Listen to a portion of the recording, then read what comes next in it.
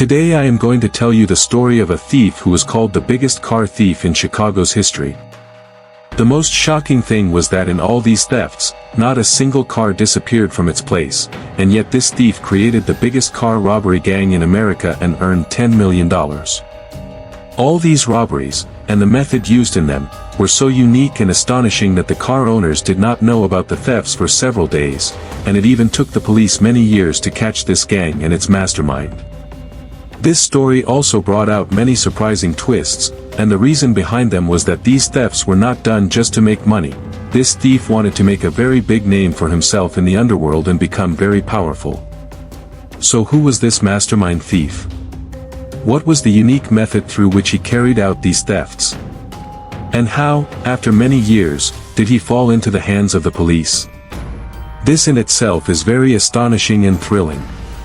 The story begins in the year 1990, when the whole of Chicago was troubled by daily car thefts.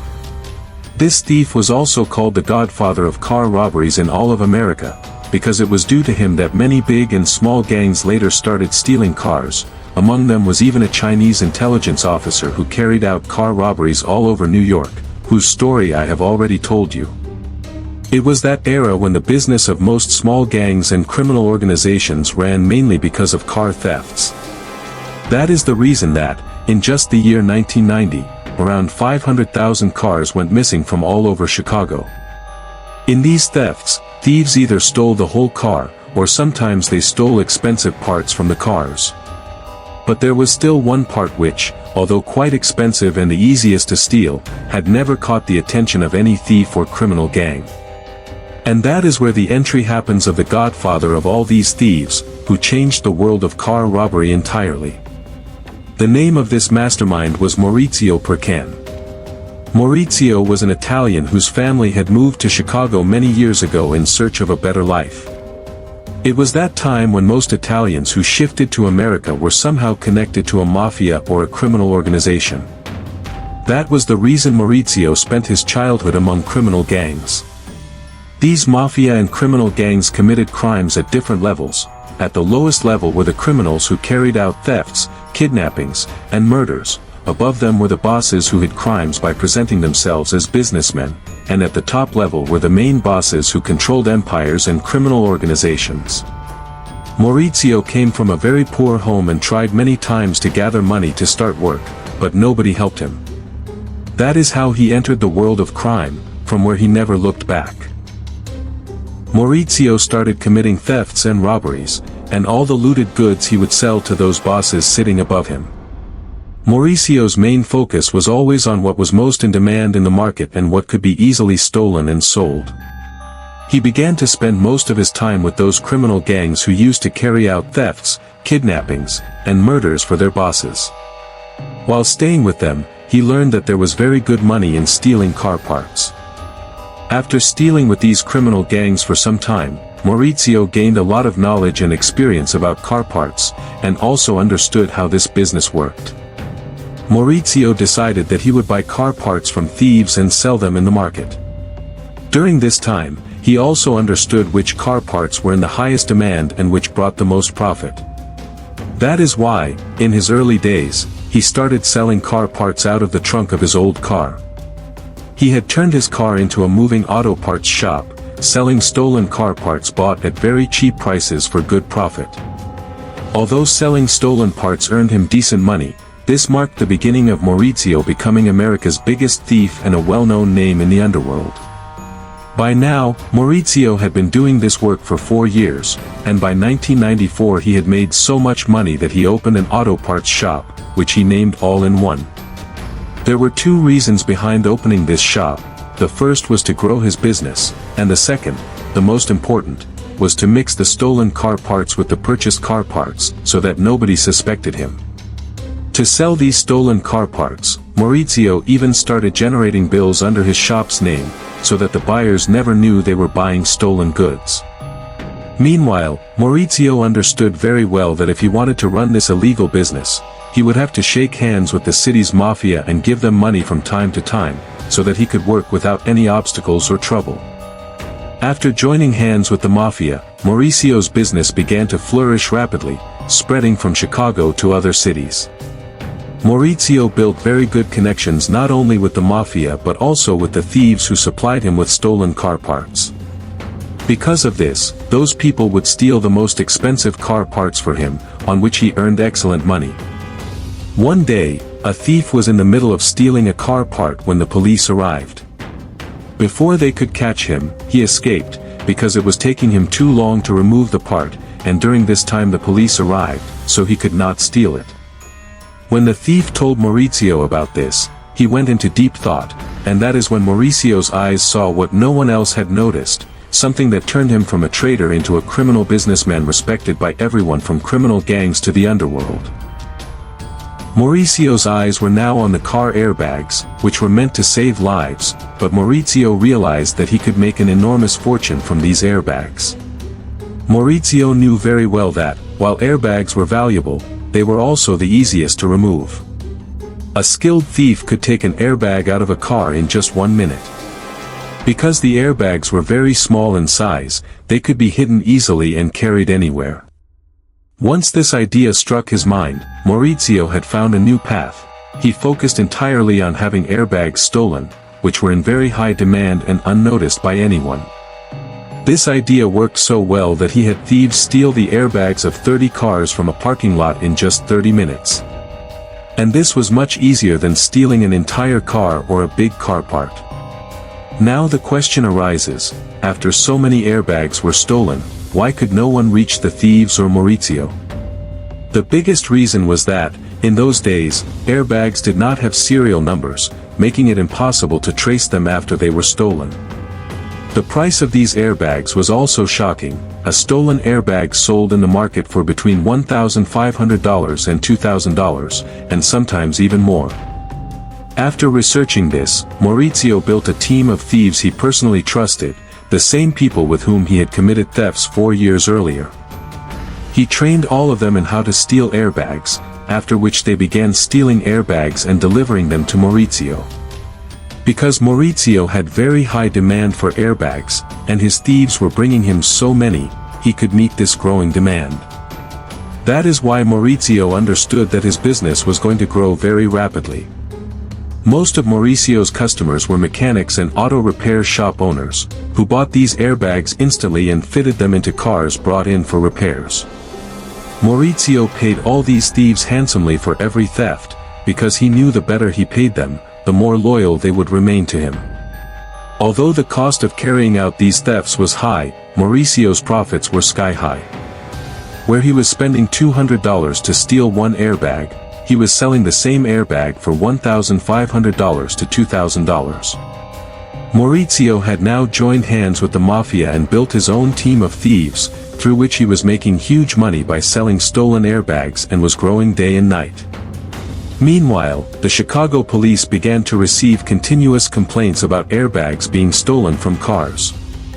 These complaints caused a lot of confusion and concern for the police, because when they reached the crime scene, they would find the car parked exactly as it was, but the airbag was missing. The police could not understand what was happening and were repeatedly troubled by the question of why airbags were disappearing from cars. They also faced difficulty tracing the airbags, because there were no serial numbers, and airbags could be removed so quickly and easily that catching the thieves was almost impossible. During the investigation, the police learned about the market value of these airbags, and then the motive behind stealing them became clear. Now the police were convinced that behind these thefts there was a whole gang carrying them out very professionally and in an organized manner. Although the police caught some thieves during their investigation, none of them ever mentioned Mauricio's name during questioning. The arrested thieves told the police that they committed the thefts themselves and took the blame, after which they paid a small fine and were released from jail. Because of these small thefts and fines, the police neither tortured nor pressured them to reveal the mastermind's name. As a result, Mauricio's fear of the police diminished considerably, and since his thieves were so loyal that they never took his name, the thefts continued to grow rapidly all over Chicago. Every year, the number of cars whose airbags were stolen reached into the thousands. Because the police still did not have any solid evidence, they could not figure out who the mastermind behind these thefts was. Meanwhile, right under the police's nose, Mauricio's robbery empire kept thriving and becoming stronger. Mauricio's gang was now stealing so many airbags that he began to run out of space to store them. To deal with this, he opened a very large garage along with a big shop, which he named All-in-One.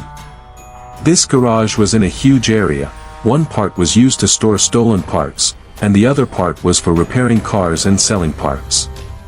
Now Mauricio, instead of selling airbags to mechanics or garage owners, started fitting these airbags himself into the cars brought to his garage, which increased his earnings even more. Mauricio now wanted to expand his business from Chicago to all of America. So he started advertising his company everywhere and began promoting himself as the Airbag King. Mauricio placed advertisements in magazines and newspapers, because of which he began receiving orders from all over America. He started delivering these airbags to customers through courier services. Now Mauricio was running his entire theft operation in a very organized way, and because he had a big shop and garage, nobody suspected him. He was openly making millions by selling these airbags all over America with ease. By now Mauricio had so much cash that he didn't know how to manage it, and he was constantly worried that a financial audit could lead to a raid on his office, and he could be caught for keeping so much cash. To solve this problem, Mauricio decided to hire a capable chartered accountant who could handle his accounts and turn all his black money into white. At that moment, one name came to Mauricio's mind. As soon as that name appeared, Mauricio dialed a number from his office phone. On the other end of the line was a woman named Ellen, who was a professional accountant and had studied with Mauricio in high school. Mauricio told Ellen that his company sold car parts and that he wanted her to join his company as an accountant. After joining the company, when Ellen started checking the accounts, she found something strange and began to suspect that there were many irregularities in the transactions and accounts. Seeing this, Mauricio quickly realized that Ellen had figured everything out, and he decided to tell her everything.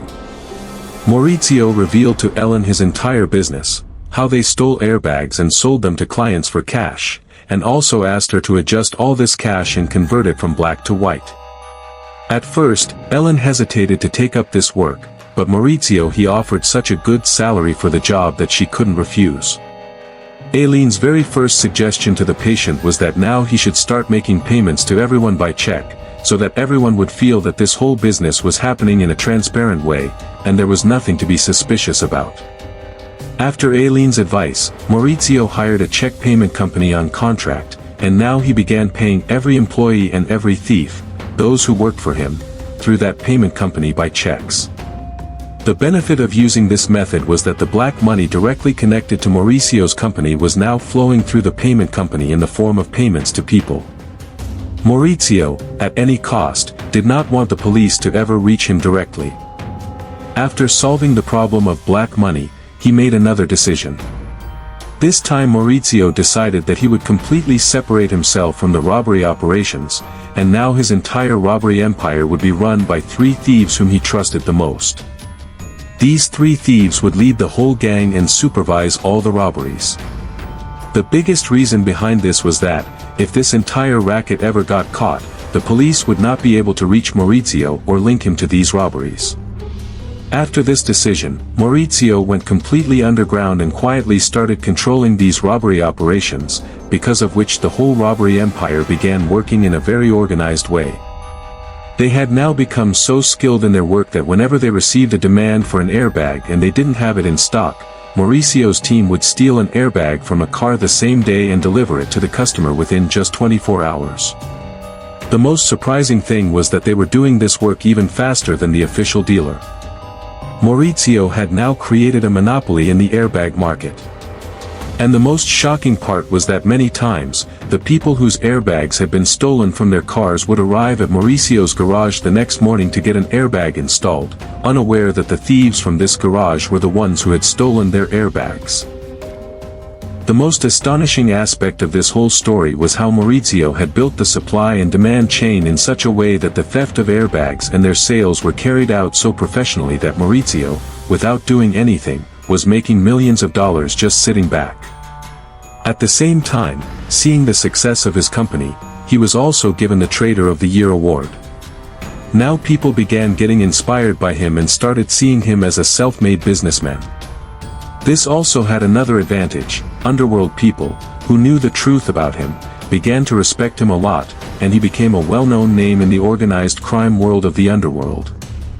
Maurizio now owned many expensive houses and luxury cars, and he was living exactly the kind of life he had always wanted to live. Although Maurizio had already earned so much wealth that he could now easily spend the rest of his life in comfort, he was not going to stop there. Now he wanted to make his identity and name in the eyes of America's big mafias.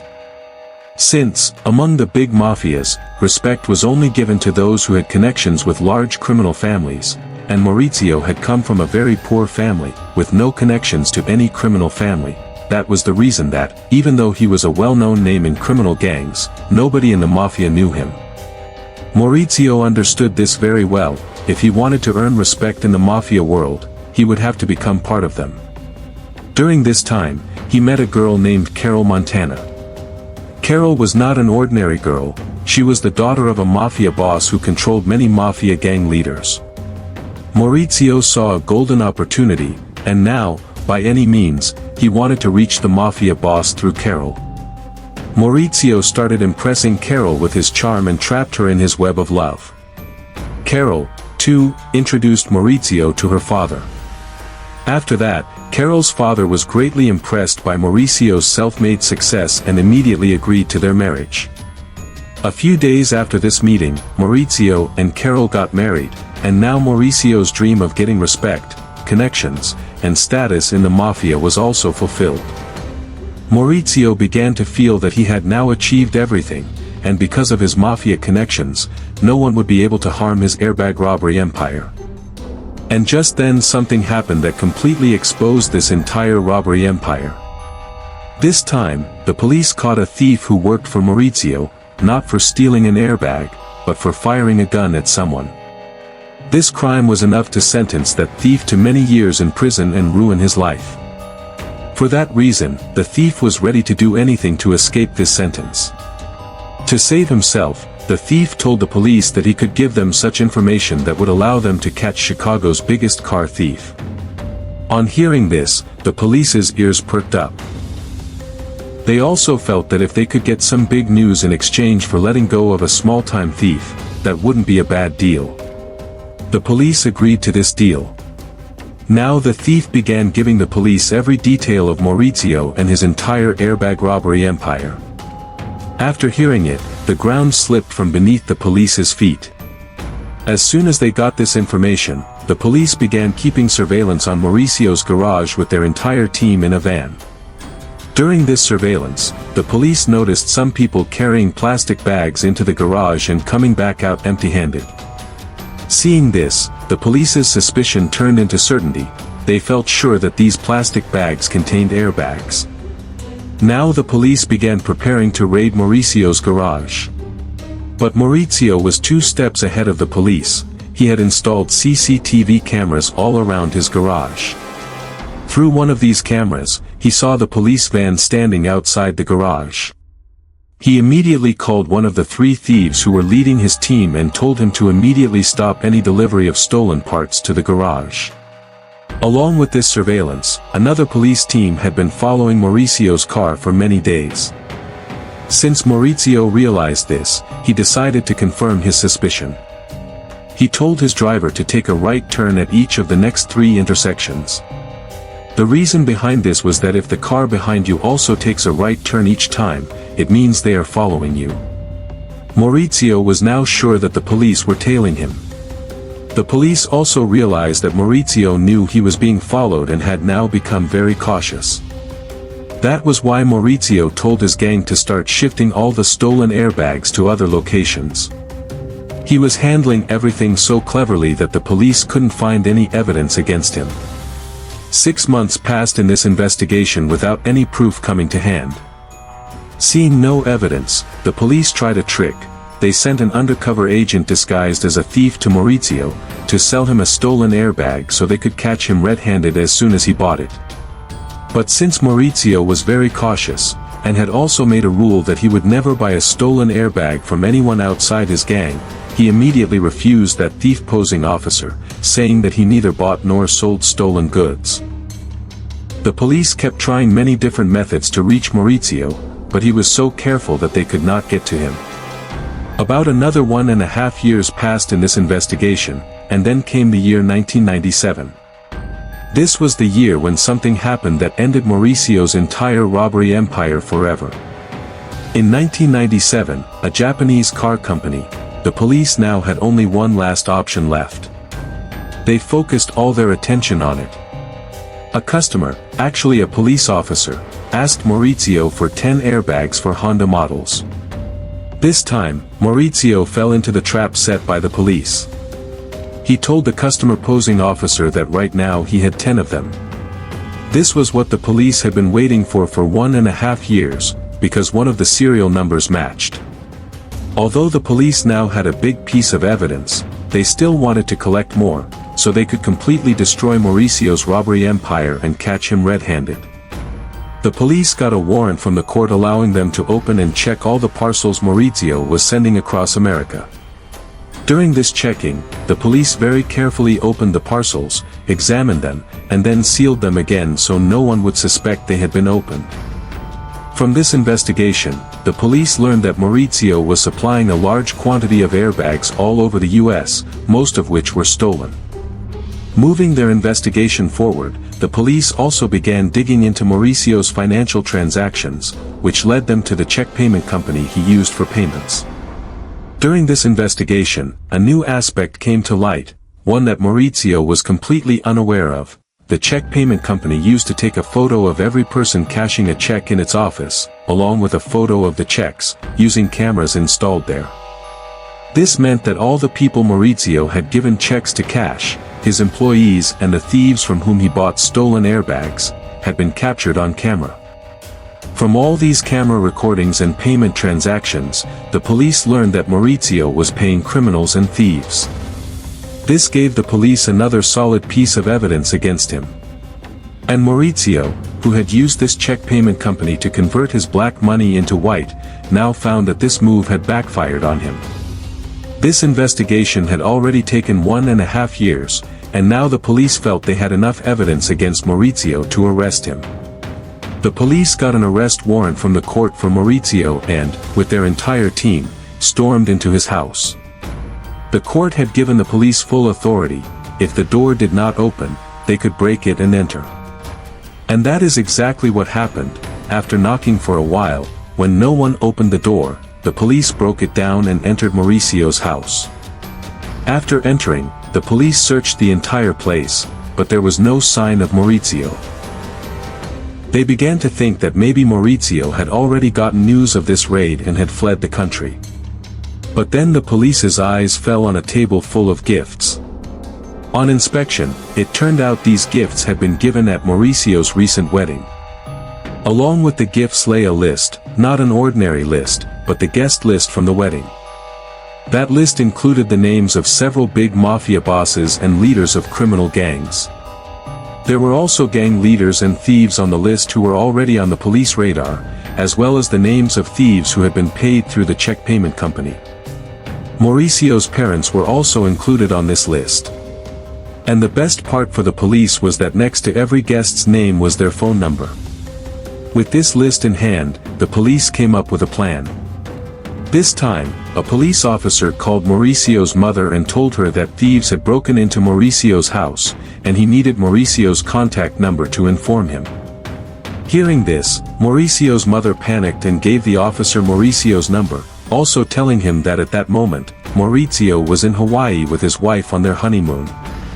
Now the police had his contact number, through which they could directly reach Mauricio.